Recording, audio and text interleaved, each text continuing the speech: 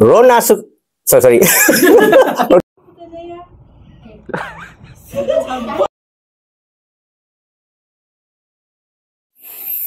Tuan-tuan dan perempuan, anak tuan-tuan dan perempuan dah boleh membaca?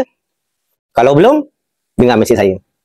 Ini tuan-tuan dan perempuan, Rona suku kata yang telah pun diilhamkan oleh hampir 10 orang guru tabika dan penolong guru tabika perpaduan daerah Kelang. Rona suku kata ini adalah merupakan satu idea dalam meningkatkan inovasi pembelajaran kreatif untuk memastikan anak-anak tabika perpaduan cepat membaca menggunakan kaedah yang ada di dalam Rona suku kata ini.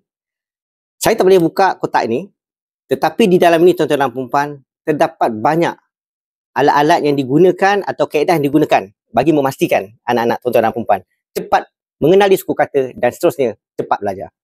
Jadi tuan-tuan dan perempuan, kalau ingin tahu sepenuhnya tentang Rona suku kata ini, kita jumpa pada 5 hingga 7 hari bulan Disember di Putrajaya.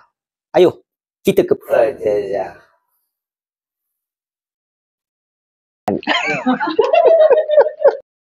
Rona suku kata, Rona ceria, pandai membaca. Rona suku kata, Rona ceria, pandai membaca. Jumpa anda di Putrajaya. Kereta mainan dan kereta mainan. mana kalau nak nampak bila parent bawa? Nak tahu produk apa ini? Jumpa kita di Putrajaya. Itu je.